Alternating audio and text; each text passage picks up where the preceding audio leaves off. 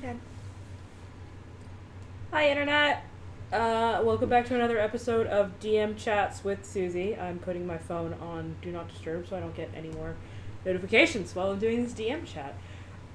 So this is going to be, hopefully, fingers crossed, our final episode of the run-through of the Curse of Strahd. Cool, thanks, Light, for dying. That's awesome. I knew it was coming. It was flickering. Much appreciated. Yeah, it's been... Yeah. Yeah. It's fine. This is fine. Sorry, I have a blanket because I'm a little bit cold. Pretty sure last time we were heading over towards Krezk. Basically my whole intention of this DM chat was to sort of cover the map sort of right to left. So we're making our way over towards the sort of like the final destination of the campaign, which is the village of Krezk. Krezk is a little bit of a different setup than the other villages from that you would see, i.e. Barovia and Valaki. Krezk actually operates as a commune, meaning that they don't actually have any sort of money-making endeavors in the village. It is everything that they grow there, everything that is raised there, stays in the village. Like most Barovians, everybody that lives in Krezk serves a function of some sort. Krezk also is one of the other possible safe locations that you can take Irina. The other one was Valaki. Now keep in mind, when your players go to Krezk, because it is a commune and they have no, again, money-making ventures there are no inns or taverns. Depending on how the characters are received by the villagers, they can stay the evening with the burgomaster in his house if they wish.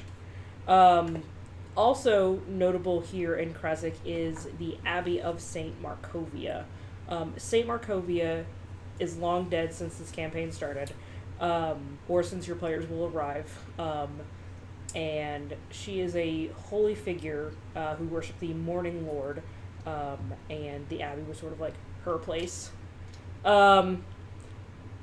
There's not a whole lot of things to see or do in Krezk, save for the Shrine of the White Sun. And the Shrine of the White Sun is a natural spring that was blessed long ago by St. Markovia. Drinking from the water gains the effects of a lesser restoration spell. There is also a gazebo in super awful condition, and a statue of the Morning Lord there. If your treasure reading indicates that there is a treasure there, it will be underneath the gazebo. Now, however, if your characters do tear down that gazebo, there are consequences, meaning that they will roll charisma checks at disadvantage against all the villagers. That's if they don't bother to rebuild it. The big exciting thing in Krezk is the Abbey and the Abbot. But we'll get to him in just a second. So I think my favorite part of Krezk, of going to Krezk anyways, is the mongrel folk. Because they are basically a mishmash of people and animals. So the first two people that the characters meet are going to be Otto and Zeigfrick Bellevue. I don't know if that's even how you say their name, but we're going to go with it. They're basically like a patchwork of animals, and it's not like the cute, adorable, furry kind. It's like the, oh god, what happened to your face kind. And they're also all insane, so that's great fun. The abbot of the abbey is described as a handsome young man in a brown monk's robe. He has been at the abbey for at least well over 100 years. The villagers mention that the abbot will come down. He demands a tribute in wine, and then he leaves again. So that's fine. They don't really talk to him. He doesn't really talk to them and make other demands. So pretty much the villagers of Krezk are happy enough to leave well alone. They're just trying to survive. My favorite part about the abbot, though, is he has made a flesh golem, and her name is Valiska. the backstory behind the abbot is that Strahd sort of approached him incognito and was like, oh yeah, the way to cure Strahd's ailment is through a bride. And the abbot was like, cool, sounds fake, but okay. So eventually he figured out that it was actually Strahd, and Strahd was like, no, seriously, I need a wife because I'm lonely and I'm bored, that's gonna break my curse. And the abbot was like, I'm on it. So he has made Valiska as a bride for Strahd, and he is currently trying to teach her the finer points of etiquette. Valiska does not actually speak, but if she is attacked, she will let out, as the book quotes, an unholy scream. The abbot doesn't actually want to aggro the characters, and he will not actually fight them unless provoked. The abbot sort of is very calm about the whole situation. He's like, yeah, I know what's going on. Yeah, he's sort of well aware that Strahd has brought the adventurers to Barovia for some reason, so he's, again, keen to leave them well enough alone. And the abbot is sort of still in his head, believes that he is righteous, but he has sort of also been corrupted by the influence of Strahd, making Valiska, sort of making the mongrel folk who they are. There's a wonderful backstory behind them as well. So the abbot sort of sees himself as righteous, but really his alignment would be like lawful evil, if anything. Also, good God, this abbey is huge. I don't want to go through everything that you can do there, because again, it's huge. So we're just going to cover the special events that can happen there. They are something old, something new, something borrowed, and something blue, because they're witty like that. So, in something old, this can happen if the characters can, or can't, or won't, for whatever reason, raise the burgomaster of Krezik's son. When the characters first approach Krezik, the inhabitants are very much not keen to let them in. However, if they are able to successfully persuade or attempt to force their way in, the burgomaster will let them in.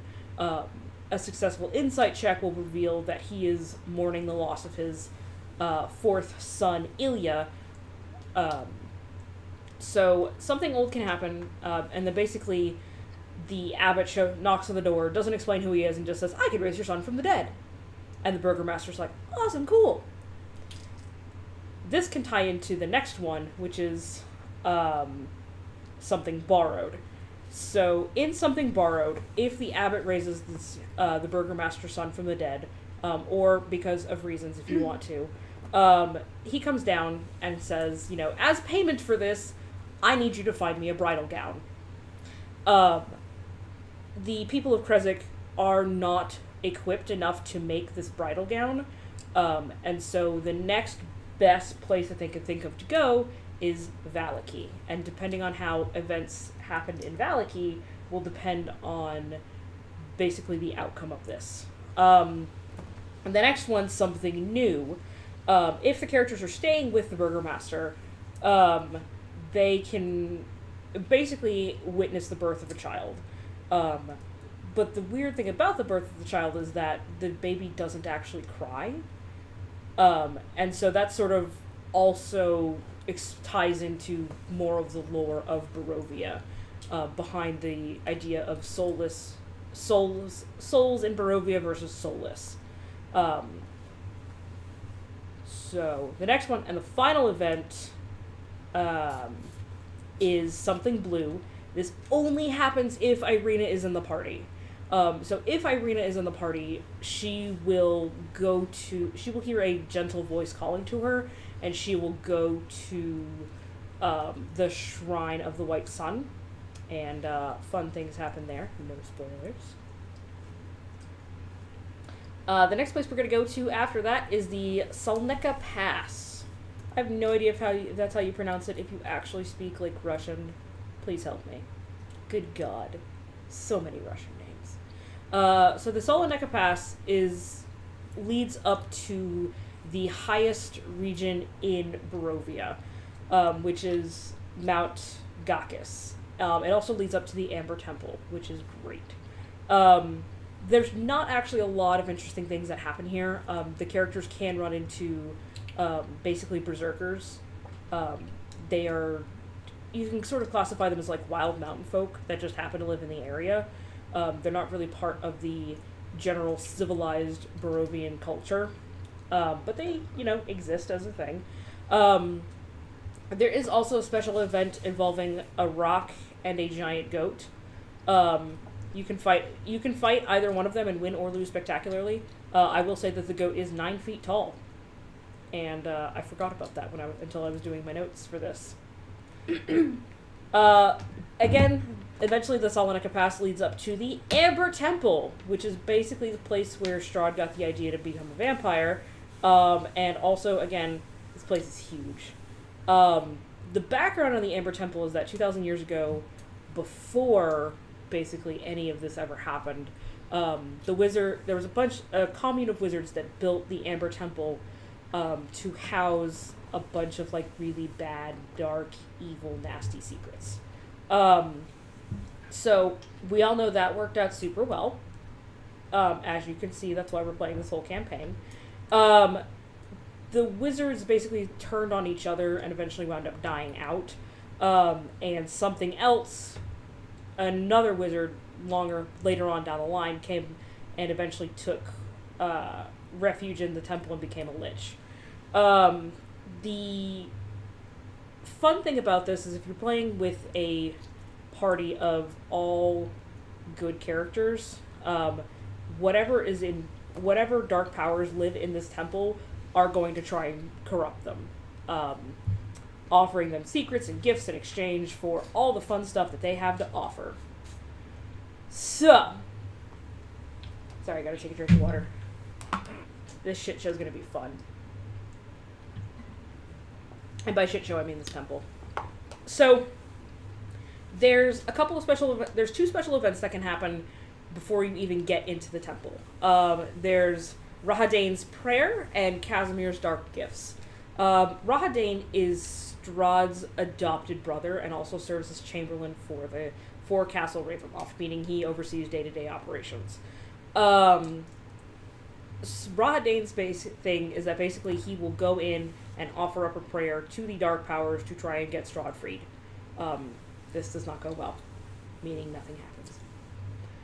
Casimir's Dark Gift. Casimir is a dusk elf who is from actually outside the village of Valaki, and seeks one of the dark gifts from the village, from the inhabitants of the temple. There's a whole little bit of a backstory behind him, which I'm not going to go into because spoilers. So there's a couple of NPCs you can also meet here. You can meet a Arcanolith named Nephron. He serves as one of the many guardians of the temple. He is super special and hides. And he also wears this really great coat with like patches on it. And if you can get the coat with patches on it, like you could rip it off and it's like, hey, it's a magical thing. Cook many things. Yes, it's kind of fun. Now, if they do decide to try and... Now, basically, when the characters walk in the temple, Nephron will immediately attack them. Because of where he's hiding, it's in magical darkness that can't be penetrated, unless it's by magical light. So, good luck doing that. Immediately, if his HP drops below half, he will flee. Or actually, first he tries to disguise himself, and then he will flee deeper into the temple. Nephron does not leave the Amber Temple as he was summoned to guard it. Hiding further in is another NPC named Villainous. I swear to God that's how you pronounce it. And I'm not squinting any harder at the screen. Dude's a little bit fucked up when you meet him. His master who was he was apprenticed to a powerful wizard, basically dragged his ass out to the Amber Temple to try and gain the secrets of knowledge and lore and blah blah blah. That worked out real well. He's all sorts of fucked up after they encountered a flame skull, and he's currently hiding because he does not want to go back out there and try and deal with that. Also, there is an Amber Temple Guardian patrolling outside of the room. Hi, yes, that's my foot. There you go. Do your thing. Sorry, it's a cat. So there's an Amber Golem that's patrolling the room basically outside of where he's hiding, and he's not willing to leave.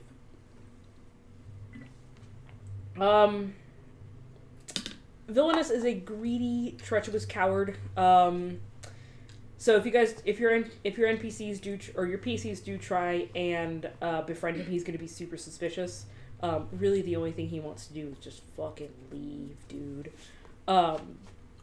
He could make for a fun encounter later. Before I forget to mention, as your characters are going up the Soloneka Pass to the Amber Temple, there is weather conditions there that will adversely affect them. It is extremely cold, so if your players are not prepared, or they are not outfitted well enough to go up the Soloneka Pass, it's going to be a bad time. I think they said it can get up to like negative 23 degrees Fahrenheit, which is like negative 9 degrees Celsius, I believe. Math is hard, and I don't want to do it. So, in the temple itself, going back to the Amber Temple, you're going to have a lot of common enemies are going to be flame skulls, which are the heads of the former protectors of the temple itself, along with the Amber Golem I mentioned earlier, and, depending on if your characters killed him or not, Nephron. So, about these dark gifts, you say. All of these vestiges of power are locked in amber sarcophagi. There's 4 of them to choose from. The thing about them is, like, they will tell you sort of what you can... They tell you about the gifts in general terms, but they don't give you any other information, and they don't mention that there are bad sort of side effects about these gifts. The instant that the player receives a dark gift, you undergo some sort of transformation, gaining either a physical flaw and then also a negative trait of some sort. Unless it is stated otherwise in the book, that is permanent to the character, and can't be removed by anything else unless it's a wish spell or literal divine intervention. Creatures have to be willing to accept these gifts. They cannot be charmed. They have to be sound of mind when they are accepting them. Anytime a non-evil creature accepts one of these gifts, they have to make a DC 12 charisma saving throw. If they fail, this creature, basically their alignment changes from good to evil. And depending on how you want to play it, you can either have the character continue on as they are, or you as a DM can take over their character. So yeah, super dense, super great fun there. Now we're going to go backtrack a little bit. We're going back, left to right. Just down the pathway a little bit on the Soloneka Pass is a little bitty town called Barras. No, you want to know why we've never mentioned Barras before? Because it's fucking abandoned. Yeah. Barras is sort of the first place that Strahd figured out that his beloved Tatiana was being reincarnated, and that she was her soul basically was stuck there just like the rest of them. Strahd found Mariana, a girl that looked basically exactly like Tatiana, and acted almost exactly like Tatiana as well. She was the first girl that he attempted to make his bride, but he was thwarted by her dad and a local priest basically killing her first. So Strahd, being the eternal fuckboy that he is, decided that fuck this village, and he flooded it using his powers over the land, because Barras is pretty close to the Luna, what's known as the Luna River. So he flooded Barras, forcing the residents to flee, and then basically they never came back as the marsh quickly took over. Berez is now currently home to a very, very powerful witch. Her name is Baba Lysaga.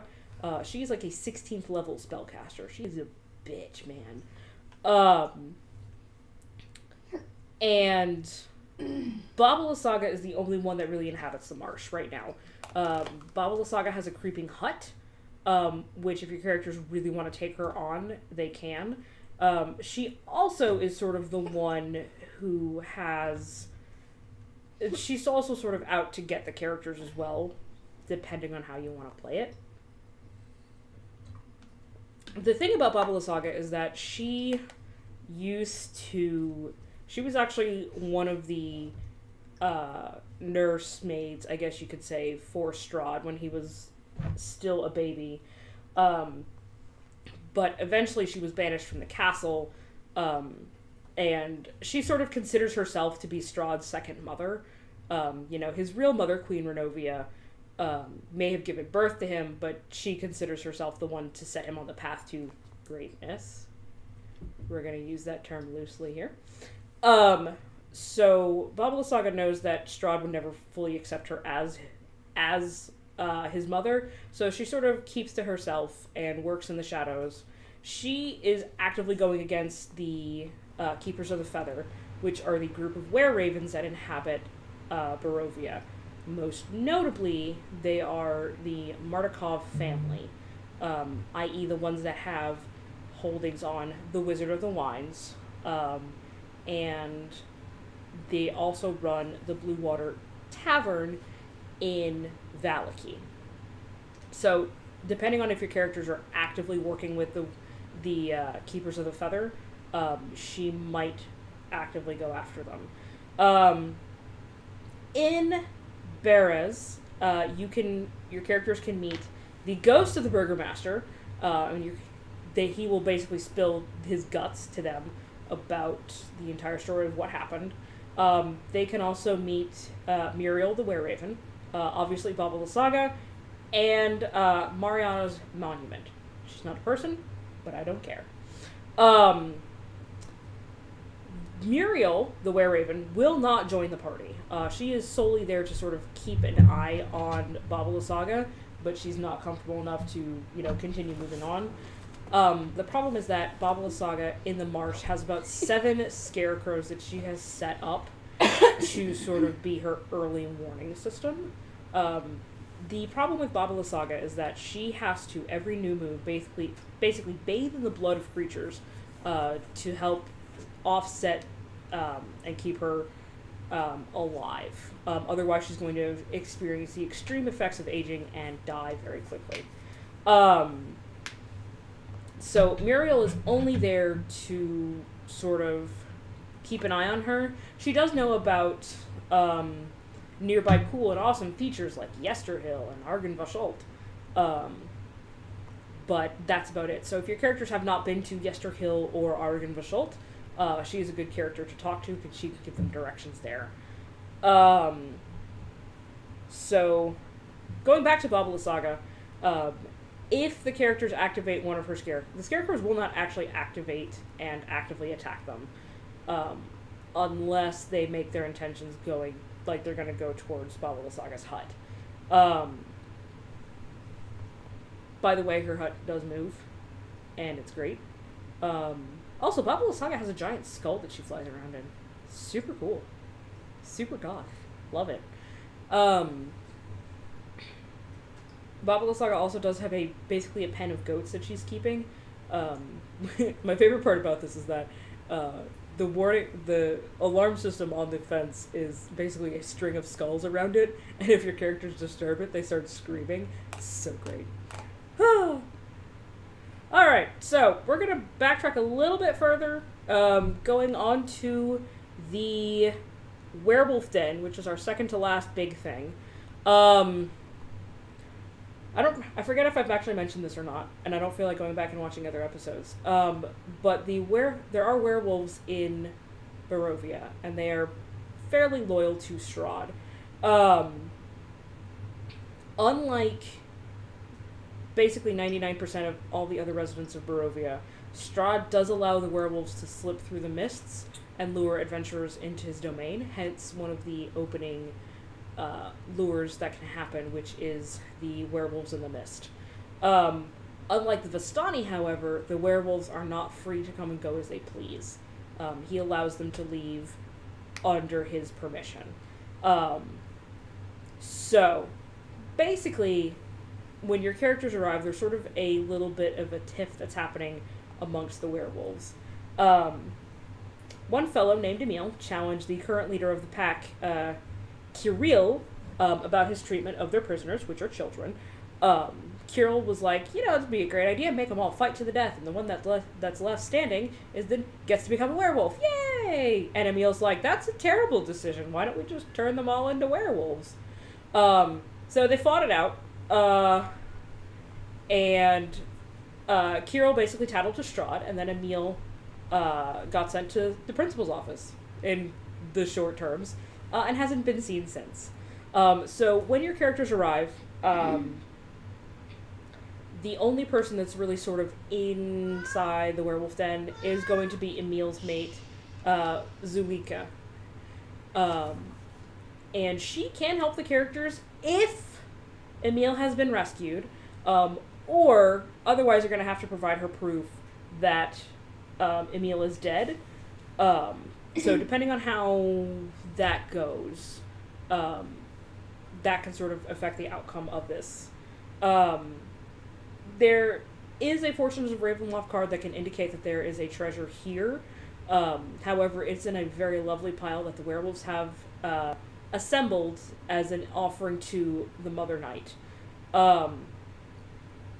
If your characters do try and take something from that pile, it does negatively affect them. It's kind of fun.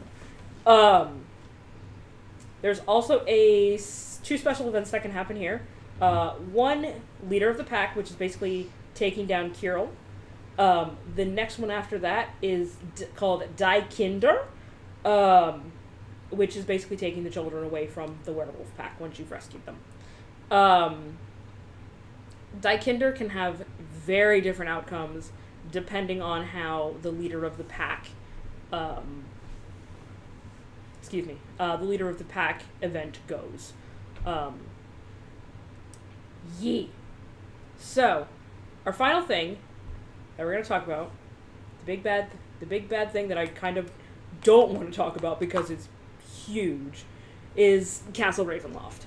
I know I keep saying, oh my god, this place is huge, I don't want to talk about it.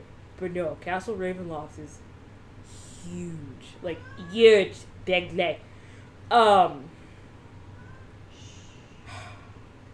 So basically, like, one of the first things that comes up in the book is a table of random encounters.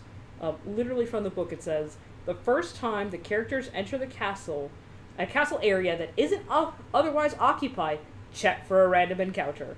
Also, check for a random encounter every 10 minutes the characters spend resting in the castle. In most circumstances, a random encounter occurs on a roll of 18 or higher on a d20. To determine what the characters encounter, consult the table below. That's insane! Like, it is... Depending on how mean you want to be to your characters, you can stay true to that. If you don't want to, then that's fine. That's completely up to you. Because literally one of the encounters is Strahd himself.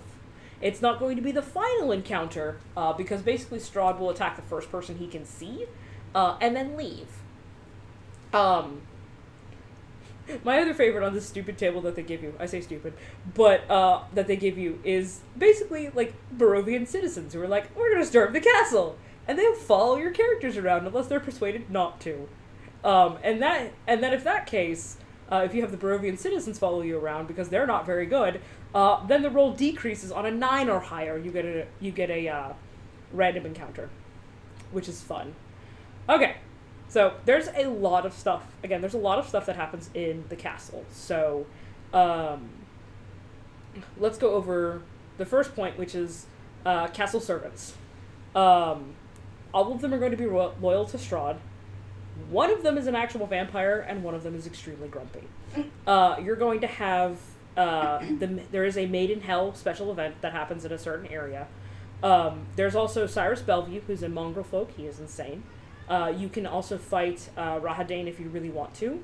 Rahadane though knows that the adventurers are there for a reason. So if they do encounter him, basically he can take them either to the dining area, which is actually a rather pleasant, the most pleasant area, and generally the first place that they go to if they get the invitation and haven't barged in like some rude ass motherfuckers like most people are, or he'll take them up to like the highest point on the tower and try and kick them off. I added that last bit, but it's funny. There is also a coven of witches that they can encounter there. They're fun, and they are loyal to Babala Saga, and they sort of help her report back into what's actually happening inside the castle, since Babala Saga will not go near it herself. They can also encounter Leaf, who is an accountant. My other favorite thing that they can encounter is Piddlewick. He's a living construct. He has a fun sort of backstory to him. He is entirely mute, though, so he communicates by either drawing or signing if you're really good at sign language. There are some prisoners that you can... Actually, there's exactly one prisoner that you can run into, which is Emil. So, if your characters manage to kill Strahd and want to go do the werewolf thing, they can. However, Emil will turn on them at the first sight of Strahd, or given the first opportunity. He will either run or turn on them, depending. They can also run into the consorts. There are 3 brides that are actually in Strahd's crypt itself. And then if they get down to the main area of the crypts, there are 2 more that they can run into. They can also potentially run into Escher, who is the very latest consort, and he has his own little... He doesn't really actually have any special events, so they could potentially try and charm him, but if they do attack him, he will flee and summon vampire spawn to go kill them. Ghosts, there's lots of them. Strahd has killed a lot of people inside his castle, so there's a lot of wraiths and angry spirits and things like that. Various and other sorts of sundry things, before we get down to the actual crypts themselves. There is the Heart of Sorrow, which is held in one of the main towers of the castle. That is a thing that's really kind of fun, because if they encounter Strahd before destroying or if they go to fight Strahd without destroying the Heart of Sorrow, Strahd can actually deflect up to 50 points of damage to it, without taking any damage himself. That's in addition to his regenerative abilities. The Heart of the Sorrow does not actually regenerate from what I've read, though. The characters can also find the skull of Argynvost, of Argynvoshult. Remember, he was a silver dragon in life. That skull weighs about 250 pounds, so if they're really, really keen on getting it out the door, they can.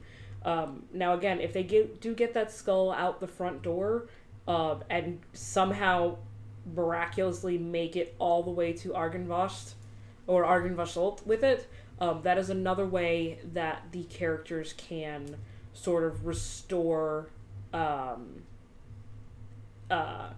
the Knights of Argynvost back to their... or the Order of the Silver Dragon back to their true selves. Oh, my other favorite fun place is the Brazier Room. This is actually a fun thing because that's how Strahd teleports around Barovia without having to, actually, do something. Travel out in broad daylight. There's 5 or 6 braziers that are in that room, and they all lead various and sundry places. There is a protective mechanism in that room, so if they do try and destroy something, that mechanism will become active. And finally, there is the crypt. There's 43 of them to go through. That's a lot. And they each have their own little thing. Some of them have treasures inside of them, some of them don't. Some of them have enemies inside of them, some of them don't. So, depending on who they actually want to open, or what they actually want to open, they can do that. But again, that 43 also includes Strahd's crypt, Sergei's crypt, and the crypt of his parents.